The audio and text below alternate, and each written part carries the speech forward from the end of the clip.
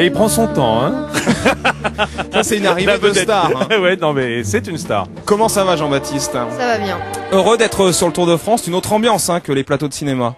Oui. Ouais. Tu es bien là, t'es bien, tout va bien? Ouais, ça va pas durer. Tu Je vais m'occuper de toi, tu vas voir moi. tu suis un peu le Tour, Jean-Baptiste hein? Les autres années, oui, parce que mon père, bon, comme il est caméraman, À France 3 d'ailleurs. enfin France Télévisions. France Télévisions, France 2, France 3. Ouais. On le salue d'ailleurs. Ouais. Et mais cette année, comme il a pas pu le faire, j'ai un peu moins suivi. Et puis j'étais en plein tournage d'un téléfilm. C'est qui? Il est débordé. Hein. On parlera de tes projets, Jean-Baptiste, tout à l'heure. Alors malheureusement, ça c'est une mauvaise nouvelle. Tu veux plus chanter? Non, je veux plus.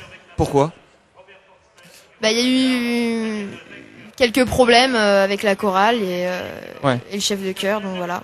Donc ça. Tu l'as mis sa patate? Pas moi, mais d'autres personnes. Ah, oui. d'accord. D'accord. Problème financier, je crois. Hein. Oui, de droit, ça, quoi, en fait, c'est d'image. les parents. Ouais, exactement. Bon, tu es avec nous évidemment pendant 45 minutes. On va commencer par les tours et détours de Vincent Ferniaud. Bien sûr. Et un reportage de Daube. Oui, je vous remercie. Pour commencer. À la Daube, c'est un peu plus dans le midi, mais c'est un reportage de grenouilles, de cendres et de bonnes petites spécialités du forêt. Pour vous mettre Dans l'eau un à la bouche, beau mesdames et restaurant. messieurs. Regardez. Montbrison, Roanne, Lyon, Saint-Étienne. Ah oui, à la croisée des chemins, nous sommes à Montron-les-Bains, devant le mythique restaurant La Poularde. Gilles et Théocle. C'est sacré. Voilà, vous avez un beau métier, hein. Ah oui, et il parfois. faut saluer pour tous les reportages tous les jours Absolument. votre équipe de Oui, tournage. parce que il y a Fabien, Fabien Tormos, qui fait des images formidables, vous l'avez remarqué pendant tout le tour, le son percutant de Grégory Couty et le montage, parce que le montage c'est très important. On a une flèche, Vincent Foyce, Une flèche, ouais. ouais, une vraie flèche, ouais. Moi j'appelle ça comme ça, Voilà. parce qu'il a fait vraiment des miracles en peu de temps, le soir, la nuit. C'est le dans son duo petit des car. Vincent, Foyce et Ferniaud, les Fernios. Le double Vincent, oui, c'est que ça donne, hein. Exactement. Bien, notre jeu, comme tous les jours, Jean-Baptiste, il y a un appareil photo numérique à gagner pour nos téléspectateurs de France 3. Alors hier, c'est Alain Gardon de Paris, 75 Paris, qui a remporté... Ah, il y a pas des... Forcément, on est à Saint-Étienne. Hein. Salut. Hein, vous aimez le Paris Saint-Germain? Voilà. C'est pour ça, moi je Attention, m'occupe que de rugby. Jean-René, qui va à JR, est un fan du PSG. Je sais pas si j'ai bien fait de le dire, mais de Saint-Étienne aussi. Alors, Alain Gardon, donc la bonne réponse. Combien de maillots de leader récompensent les coureurs du Tour de France? C'était 4 la bonne réponse. Aujourd'hui, la question, écoutez bien, selon vous, lequel de ces 3 coureurs a remporté le maillot blanc du meilleur jeune lors du Tour de France 2004, donc l'an dernier? Était-ce 3 propositions? Vladimir Carpet, Sandy Cazard ou Thomas Voeckler? Voilà, Carpet, Cazard, Voeckler. Vous nous appelez au 32 45. Maintenant. 1. Tu reconnais cette musique, Jean-Baptiste? Non? Non, Elle était trop petite, hein. Il était pas né. Ah, c'est vrai. C'est la musique de Dallas pour accueillir notre JR national, Jean-René Godard. Et oui, c'est vrai qu'il est né en 90, Ouais. Jean-Baptiste, et donc Dallas, il y avait déjà eu combien 400 épisodes de passé, mais Il y a voilà. un film qui se tourne en ce moment. Et il y a un film qui se tourne, exactement. Quand même, hein, il est au courant. Ah, bah oui. Il est pas largué. Hein. J'ai eu la chance d'être à Bercy le jour d'un des concerts des Restos du Cœur. Il y avait 20 000 personnes au Palais Omnisport. Il a chanté avec Yannick Noah, tout ça et tout. C'était extraordinaire. Ouais. Vraiment un souvenir. Il me disait tout à l'heure que c'était un des plus beaux souvenirs depuis qu'il chante, mais ça ne m'étonne pas. Voilà. Il y avait beaucoup d'émotions avec le visage de Coluche derrière. C'était super. C'était un des meilleurs moments des Restos du Cœur. Ah ouais. Jean-René, avant de voir donc l'épisode d'hier, épisode 19, le départ du premier coureur du contre-la-montre, c'est en direct. Oui, effectivement, vous savez que les coureurs partent dans l'ordre inverse du classement général. Le premier à s'élancer est Iker Flores de la formation Escotel. Écoutez bien, il est très exactement à 3h US en 99. Il faut noter que Guérini, comme Savoldelli quelques jours plus tôt, comme Incapi quelques jours plus tôt, symbolise l'équipier modèle. Ce sont des coureurs au service de grands leaders auxquels de temps en temps on donne un bon de sortie et il ne laisse pas passer l'occasion. Et alors, Jean-René, pourquoi attends, moi qui m'étonne, qui ne suis pas spécialiste, pourquoi Sandy Cazin a pas démarré tout de suite et ils ont continué à se regarder comme des chiens de faïence? Non, le seul gros reproche qu'on puisse faire à Sandy Cazin, en fait, c'est de ne pas avoir bondi dans la roue de Guérini. Il était sur la gauche, il était légèrement fermé, il lui a manqué un temps. Après, c'était foutu, de toute façon, c'est ça? Et alors, la question, pour terminer, Jean-René, est-ce que Jan Ullrich peut monter cet après-midi sur le podium, prendre la 3e place? Alors écoutez, il a quand même du retard, hein, sur... Il a très exactement 2 minutes 12 secondes de retard sur le 3e actuel du classement général, le Danois Michael Rasmussen. 2 minutes 12. Le contre-la-montre fait 55 km 500. C'est un contre-la-montre très difficile.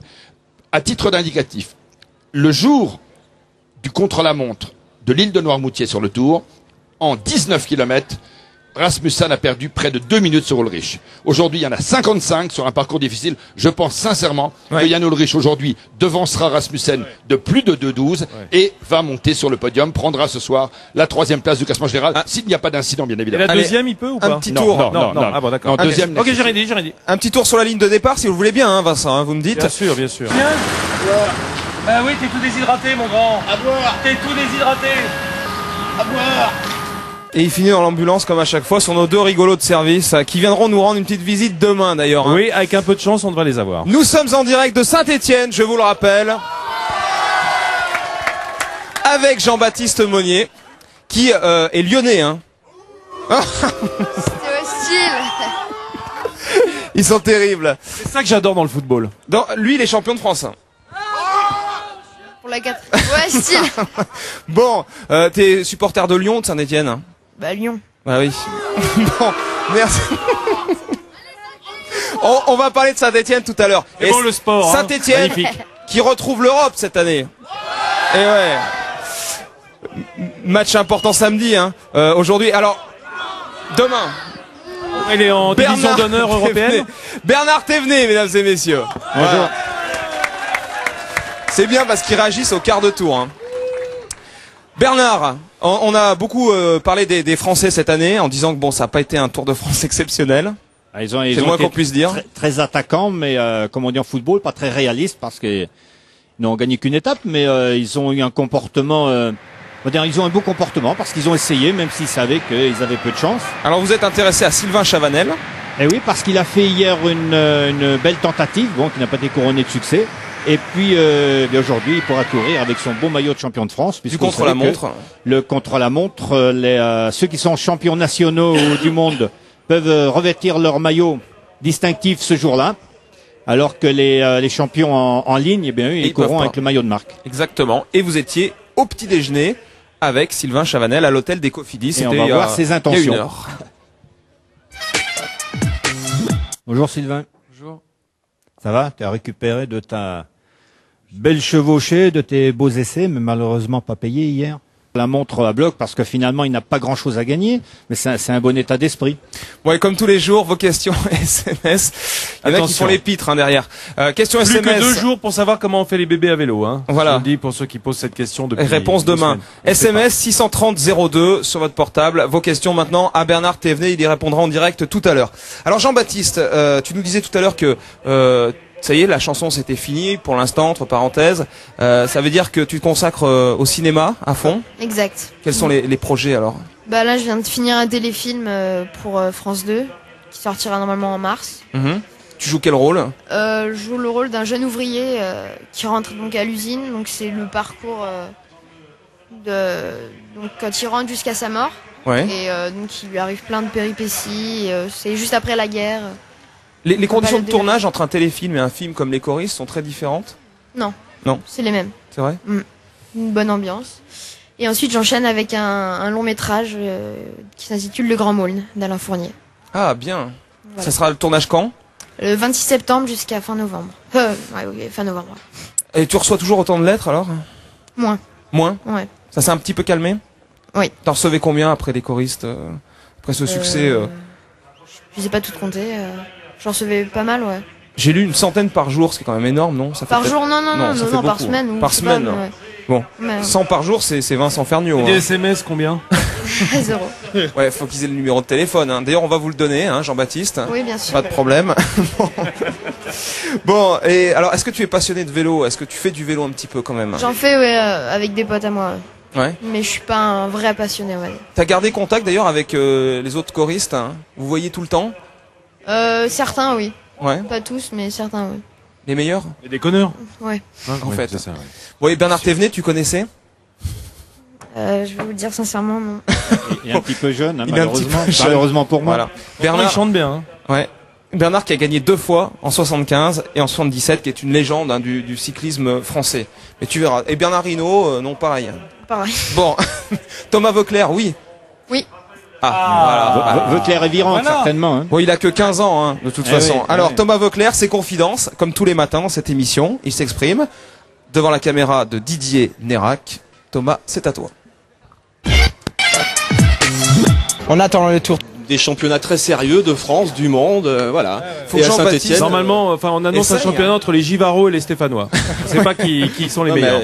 ça rassemble une petite brochette de passionnés. Vous évitez le curare quand même sur les fléchettes. Tu fais du sport, toi, un peu, Jean-Baptiste? Ouais. Ça fait 8 ans que je fais du tennis. Et puis j'ai fait du judo aussi. Bon niveau en tennis? Ça va. On vous fera une Et- démonstration de judo, lui et moi, tout à l'heure. On tire dans la même catégorie. D'accord, à la fin de l'émission. Et ton idole en tennis? Ben, mon idole, c'est déjà mon. J'aime beaucoup Andy Roddick Ouais. et Roger Federer. Et Gasquet? Et Gasquet aussi. Ouais. Ouais, bien. Et j'aime aussi Rafael Nadal. Enfin, j'aime tous les joueurs en fait. Très bien. Une course d'orientation maintenant, Laurent. Ouais, la course d'orientation, alors, c'est pas une particularité stéphanoise, mais à Saint-Étienne, il y a le pôle France de course d'orientation. Donc tous les plus grands champions français sont basés ici. Ça paraît tout simple comme ça, on court dans les bois, on a une carte en main, mais c'est ultra rapide, il y a 3 épreuves, il y a le sprint, il y a la moyenne distance et il y a la course longue durée. Et le but du jeu, c'est d'aller ramasser des balises et de faire le meilleur temps.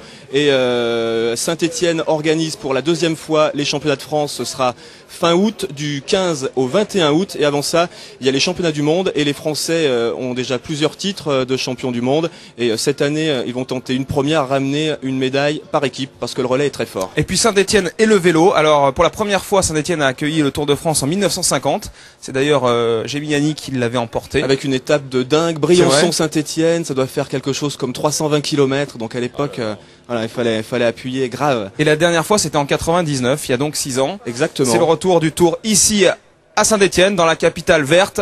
Et montrez-nous aussi des vieux vélos, Laurent. Alors, il y a le musée d'art et d'industrie qui a ouvert ses portes en 2000 à Saint-Étienne, et le musée d'art et d'industrie abrite une collection unique de vélos. Il y a une centaine de machines qui sont exposées, des débuts de la petite reine jusqu'au Vitus de Gianni Longo qui a battu le record mondial de l'heure. Et Saint-Étienne est tradition du cycle indéniable. On se souvient de les vélos Mercier, c'est ici. Vitus, ça a été ici. Vélocio, Paul de Vivis, c'est l'homme qui a démocratisé le cyclotourisme et qui a été un petit peu l'inventeur du dérailleur. Donc une forte tradition de cycle ici. Et quand on entrait dans la ville, je ne sais pas si vous vous souvenez, il y a une quinzaine d'années, il y avait écrit Saint-Étienne, capitale du cycle. Et au catalogue Manu France, il y avait des vélos aussi? Catalogue Manu France, l'hirondelle de Manu France. Ça aussi, c'est la légende. L'hirondelle et le c'est pas des rigolos ici, hein? Évidemment, si on parle de sport, évidemment, on parle de football. Ici à Saint-Étienne, ça se passe bien. Ça se passe bien même autour. Ouais. Il y a plein de supporters avec le maillot, les écharpes, et effectivement Saint-Étienne a donné l'exemple en France quand même dans les années 70, l'épopée des Verts. Ah, bien sûr. Je me souviens, JB. Ça a quand même marqué l'histoire. Quelle belle époque! Ça a marqué l'histoire avec les Rocheteau, les Larquet et compagnie, les années 20. Et cette année, le retour ça a marqué la Coupe d'Europe. Alors déjà demain, match retour. En Coupe Intertoto. Coupe Intertoto contre Cluj. Ils sont allés faire match nul la semaine dernière en Roumanie. Donc un joli Cluj. Je connais pas bien Cluj. On n'a pas pu y mettre le les centre-ville de pieds, Cluj. C'était l'horreur pour y aller. Non, ça devrait passer, hein, normalement. Ça serait bien quand même la Coupe de l'UEFA cette année. En tout cas, pour le 2e tour, ça va passer. Et ensuite, ce sera un déplacement en principe en Lituanie. À Vlourt. Ouais. Après Vilnius. Cluj, Blurt. Ah, Vilnius, c'est mieux. Et on salue d'ailleurs Eli Bope, l'entraîneur, qui fait du bon travail. Hein. Et ouais. Et information, c'est tout frais. Julien Sablé, donc le capitaine des Verts, a prolongé son contrat jusqu'en 2010, d'ici à Saint-Étienne, ce qui marque quand même son attachement et puis une vision sur à long terme, parce qu'il y a eu beaucoup trop de hauts et de bas dans ce club. Julien Sablé, effectivement, bon joueur de la S Saint-Étienne. Alors je vais juste faire un petit sondage. Vous ici, vous préférez Marseille ou le PSG? C'est clair, c'est clair. Et Lyon? Ah ouais, non, c'est pire, c'est pire. Et Sochaux? Voilà, Sochaux, ça va. Sochaux, ça va. Ouais. Et Amiens, ça va? Ouais, ça va, Amiens. Ça va. Amiens, Sochaux, vous êtes bien, là. Vous pouvez venir en vacances. Pierre-Henri Brandet. Oui. Vous êtes avec qui, Pierre-Henri? Frédéric Bessy. Très bien. Bonjour. Merci de nous rendre une petite visite, un petit coucou. Vous, pilote automobile, qui avez gagné le Dakar, notamment. Vous êtes passionné aussi, vous aussi, par le Tour de France? Oui, j'aime beaucoup la bicyclette. Je fais aussi de bicyclette pour faire le training et je suis très contente pour venir ici. Ouais, mais alors votre chouchou Jan Ullrich, pour l'instant, il est 4e. Hein. Oh, j'espère que Jadville va monter le podium. Ouais, vous pensez? Oui, c'est peut-être même la seule chose aujourd'hui d'intéressant, c'est de voir ce que va faire Jan Ullrich. Ce qu'on peut dire aussi, c'est que le cyclisme et le Tour de France a énormément de succès en Allemagne, hein, dans votre pays. Hein. C'est incroyable le nombre de personnes qui suivent la compétition. Oui, c'est très connu en allemand aussi parce que Jan Ullrich gagnait déjà une fois et chaque fois il est en tête dans les premières 5, ça c'est très bon. En 97, hein, il avait gagné, Jan Ullrich. Votre actualité, vos prochains rallyes? Le prochain rallye, je crois, c'est le rallye d'Égypte, le Pharaon. Et le prochain projet, c'est une test en Maroc. T'aimes bien aussi, tu suis un petit peu le rallye? Moi, je suis surtout le Paris-Dakar. Ouais. Ouais. Peut-être qu'un jour tu le feras. J'aimerais bien. Ça serait bien, hein? Comme je fais de la moto, peut-être. Ouais. À 15 ans déjà. J'aimerais bien. Ouais. J'aimerais bien le vous faire. Avez vu Utah, vous avez vu les choristes? Oui, un peu. S'il veut faire les motos, c'est bien. J'ai parti aussi en moto les premières fois, ça c'est très bon. Il y a eu combien d'ailleurs de spectateurs pour les choristes? Ça a dépassé les 9 millions, non? 8 millions? Ça a fait 9 millions. 9 millions d'entrées, hein. Voilà, c'est quand même énorme. Merci Utah. On va passer à femmes de coureurs maintenant, les femmes de coureurs qui ont leur mot à dire dans cette émission, c'est important. Et c'est l'épouse du Belge Christophe Brandt, elle s'appelle Alison. On l'écoute. Moi, j'allais à l'école et il passait tous les jours en voiture. Moi, je prenais le bus et je le voyais passer. Et puis, un jour, il s'est arrêté. Donc, puis ça a commencé comme ça, tout simple. Je savais qu'il était coureur cycliste parce que mon papa a fait du vélo avec lui aussi. Donc, je le connaissais de vue. Et lui, il me connaissait de vue aussi. Mais c'est vraiment à l'arrêt de bus qu'on s'est rencontrés. C'est pas sur une course, en fait. Vous discutez beaucoup de vélo dans la famille, dans les réunions de famille? Bah, tout le monde nous pose des questions, vous savez, c'est quelque chose de spécial quand même, donc... on se vient proche là. D'accord. Et demain, ça va être terrible, ça va être la séparation. Ouais, c'est triste, j'ai déjà commencé à travailler avec ça. Ok, on espère vous voir en vert demain sur les champs, le maillot vert. Merci Toruchoft. À tout à l'heure. Alors, on m'a donné l'écharpe de Saint-Étienne. Et vous allez trahir votre ville. Eh ouais.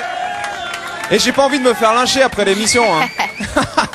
Bon, elle est belle en plus, hein. Franchement. Hein. Les questions SMS comme promis à Bernard Thévenet. Alors énormément de questions. 630-02. D'abord, on va commencer par une de Jean-Baptiste. Oui. Je donne pas la ville. Pose ta question. Vas-y, Jean-Baptiste à Bernard. J'aimerais savoir ce qu'il y a après le Tour de France, parce qu'il a dit qu'on est tout à l'heure qu'il est en vacances au mois d'octobre. Oui, il y a beaucoup de courses encore après, notamment dès dimanche prochain, le Grand Prix de Hambourg, qui sera retransmis sur la 3 d'ailleurs. Après, il y a le Grand Prix de Plouay en fin de saison, il y a le Tour de Pologne, il y a... Tour de Pologne. Oui, Tour de Pologne, ouais, qui prend de plus en plus d'importance. Il y aura la Vuelta, le Tour d'Espagne. Ne vous moquez pas. Il y aura Paris-Tour, il y aura les championnats du monde et la saison se termine avec le Tour de Lombardie vers le 20 octobre à peu près. Alors les autres questions SMS, oui, Jean-Baptiste, tu voulais ajouter un petit... Non, ça va? Content de la réponse? Oui. Merci. Bon. Alors, Sandrine de Pau d'abord. Peut-on être hors délai, Bernard, lors d'un contre-la-montre? Malheureusement oui, puisque les délais sont de 25%.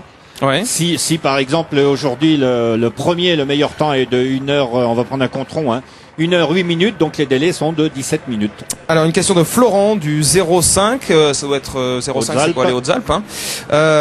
Peut-on être hors délai, ça s'est posé. Est-ce que les coureurs changent leur boyau tous les jours, hein? Non, pas tous les jours. Non.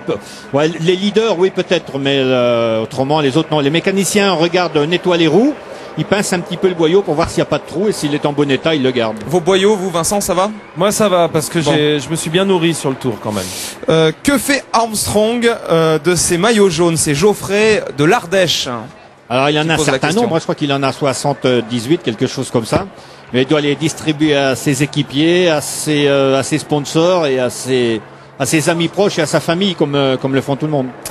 Anthony de Tours. Ah, Laurent Jalabert, voilà, à Saint-Etienne en direct, un petit coucou. Ne croyez-vous pas que les oreillettes tuent le suspense sur le Tour, demande Anthony de Tours, justement. Ah, ça, c'est un débat, oui. C'est sûr que les oreillettes permettent d'être informés beaucoup plus rapidement et beaucoup plus sûrement qu'on ne pouvait l'être avant. Bon, elles ont quand même un avantage, c'est de pouvoir prévenir les coureurs en cas de danger.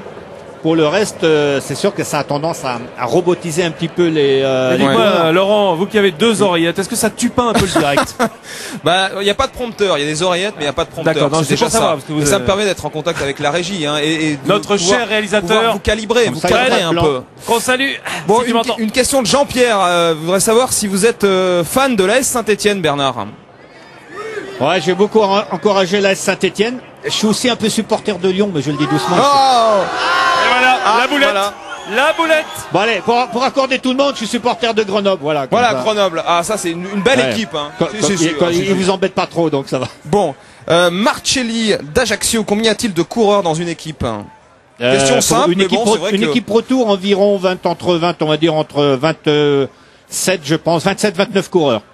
Oui, parce qu'il y a beaucoup il y a notamment les 3 grands tours qui sont obligatoires. Et pour faire les 3 grands tours, on a besoin de 29 coureurs, entre les coureurs fatigués, ceux qui peuvent être malades. Il faut ça, hein, pour faire la saison. Ouais.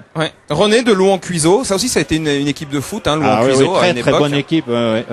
Comment font les coureurs pour s'entraîner hors Tour de France avec les feux et les voitures? Eh bien, ils font comme tous les cyclistes, hein, ils s'arrêtent au feu et ils font. Attention non. Si, les cyclistes ne s'arrêtent pas au feu. Si, alors à Paris, il n'y a pas un cycliste amateur qui s'arrête au feu. Les vrais coureurs, ils s'entraînent pas dans Paris. Ah oui, c'est vrai. Ils s'entraînent en dehors. Oui, c'est vrai, bien sûr. Heureusement. Ils viennent à Saint-Etienne. Et j'espère que Jackie, quand il s'entraîne, il s'arrête au feu. Hein. Oui, mais Jackie, il s'arrête même dans tous les cafés. Alors. Allez, une dernière, Cathy Delaine. Vu le comportement de Basso, ça c'est assez plus pointu déjà. Croyez-vous qu'il y ait une entente CSC Discovery? Non, je pense pas qu'il y ait d'entente CSC Discovery. Ce que je pense, c'est que Basso, comme Ulrich, comme les autres, a rapidement compris qu'Armstrong est intouchable et donc ils se sont battus pour les places sur le podium, beaucoup plus que pour déstabiliser Armstrong. Merci Bernard. Vous avez vu, il a réponse à tout, hein. Ouais. Jean-Baptiste. J'en profite puisqu'on parle du podium. Est-ce que c'est financièrement intéressant d'être sur le podium? Oui, c'est financièrement intéressant parce que la première place rapporte, on va dire en francs, 2 millions 200 000 francs. Ouais. Par contre, la plupart du temps, ça va pas dans la poche du coureur. Hein. Ça va dans la caisse commune et c'est réparti entre tous les coureurs. Comme les pourboires. Un hélicoptère Vincent, qui vient vous chercher là. Voilà. Mais ce qui est important, il n'y a pas une grosse différence entre la 3e et la 4e place par exemple, mais c'est important d'être sur le podium, d'être sur la photo, d'être dans les 3 premières. Voilà. Exactement. Et nous aurons palmarès, c'est très important. Quelques indications à l'issue donc l'hélicoptère, il est là, voilà, Vincent est là, venez ici, il est sur le plateau. Quelques éléments de réponse sur le podium, peut-être ce soir à l'issue du contre-la-montre Saint-Etienne et Christian Prudhomme vous explique un peu les difficultés, enfin le profil de cette étape, Christian. L'une des particularités de ce Tour de France 2005, c'est précisément que nous n'avions que 2 chronos individuels. Le premier à Noirmoutier, 19 km plus long qu'un prologue traditionnel, et celui-ci, aujourd'hui, plus de 55 km autour de Saint-Etienne. Un chrono très dur, un chrono vallonné avec le col de la Gâchette, qui est inscrit au classement du meilleur grimpeur. Un chrono qui vient à la veille de l'arrivée, en dernière semaine. Alors, à l'acheter, vous pouvez le trouver partout. Et demain, bien sûr, ce sera la dernière de Village Départ à Corbeil-Essonnes. Et je suis très heureux que Jean-Marie m'ait passé le flambeau. Avec Alain Mimoun qui sera notre invité d'honneur. Il y aura énormément de surprises à partir de 10h40 sur France 3. Ne manquez pas donc tout à l'heure, 13h25, la légende avec Jean-Paul Olivier, le légendaire. Le direct, bien sûr, et le Vélo Club avec Gérard Rolls pour ce contre-la-montre. Je vais remercier Jean-Baptiste Monnier de nous avoir rendu visite. Jean-Baptiste, c'était sympa, non? Ouais, ouais. Hein, cinéma. Et oui, parce qu'il est un petit peu quand même, un petit peu timide quand même avec tout le public, hein, et toutes les sollicitations. Forcément, c'est une vedette maintenant. Demain, il y aura donc beaucoup de surprises pour Lance Armstrong, j'imagine. Bernard Thévenet. Bernard Thévenet, on vous parle hein? On vous parle, le monsieur te demande. Ce sera oui certainement une émotion exceptionnelle pour Armstrong, parce que non seulement c'est la 7e, mais en plus il s'arrête le soir même. C'est la première fois où on voit ça. Ok, et je vais faire une petite surprise à Jean-Baptiste Monnier. Là, je vais me mettre aussi le public dans la poche, parce que lui, le Lyonnais, je vais lui demander de porter l'écharpe de Saint-Étienne. Mais tu vas le griller dans sa ville, dans sa propre ville. Il va plus oser rentrer chez lui, là. Oh là là là là là là. Voilà. Merci il va à se faire tous. chambrer. Et bonne journée.